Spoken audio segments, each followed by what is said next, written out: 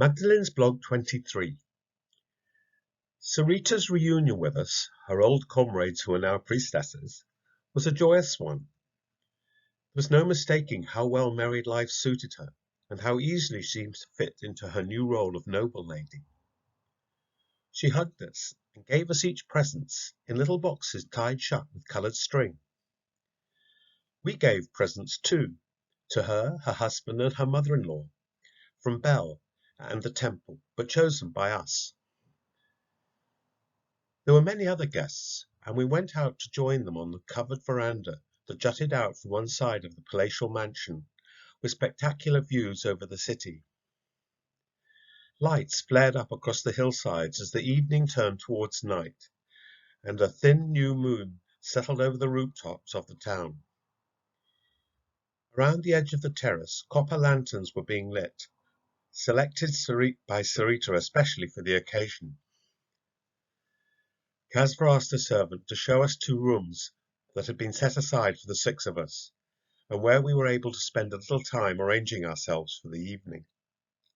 Putting on our best white dresses, freshening our makeup, and redressing our hair didn't delay us too long. We knew we were expected, and rejoined Sarita, Casper, and their other guests as soon as we could. Some were Zoroastrian, easy to distinguish by their clothes and the way they liked to arrange their hair in complex coils and whirls, and their enjoyment of unusual perfumed oils.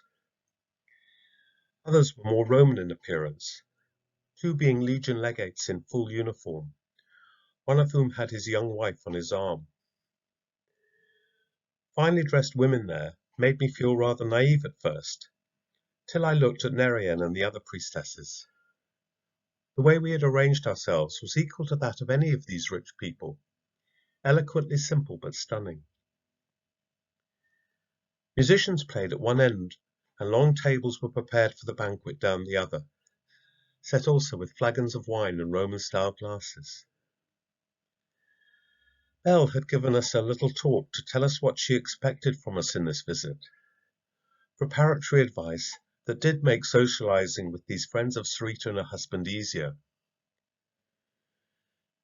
She impressed on us the purpose of representing the goddess and her temple in everything we did, but with subtlety, the effect of which tonight was to prompt a kind of formal flirting throughout the evening, with invitations being offered out to join us at the temple for the spring festivities.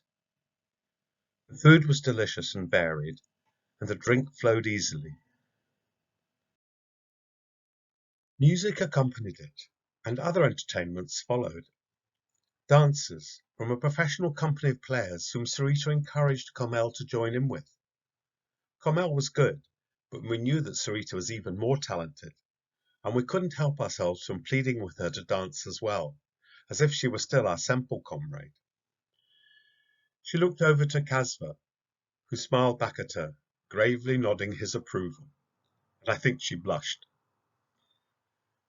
She called over the chief of the musicians and whispered a request for a different type of song. After a few adjustments, they started playing, and for a while she listened intently before getting to her feet and gliding to the centre of the floor. Her dance was not quite like anything I had seen before, so beautiful and full of angular poignancy that everyone stopped to watch as well. She danced for all, but clearly somehow just for her husband, expressing so much, so eloquently, that all we could do was applaud. I felt so proud of my lovely friend. At the end, she got up from her final position curled at Casper's feet, and came to me, pulling first me and then Helena and all the priestesses to join her in one of our favourite temple dances that had everyone clapping to the rhythm. Finally, other guests got up and joined in as well, including some of the men. Sarita pulled on Casper to stand up, but he drew her down into his embrace instead, to enjoy watching all of us dancing for them from the vantage of his couch. As the evening wore on, the mass of guests broke into smaller groups, and then some went to thank their host for a wonderful evening before they took their leave. More and more drifted off, There were quite a few who were staying at the mansion, including us priestesses. Aella and Helena were at the centre of a group of young Zoroastrians, whilst Carmel and Nerian were amongst a few guests that were mixing with the remaining musicians. Ariane and I found ourselves in lively conversation with Casva, Sarita, and a Roman officer of the garrison called Marcellus.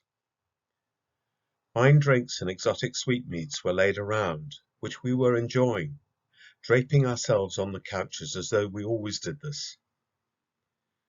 Casva asked Ariane about the work she did, and I was surprised at the enthusiastic interest he displayed in what she told him. It seemed that he had a great knowledge of these things already, and was fascinated to hear a different side.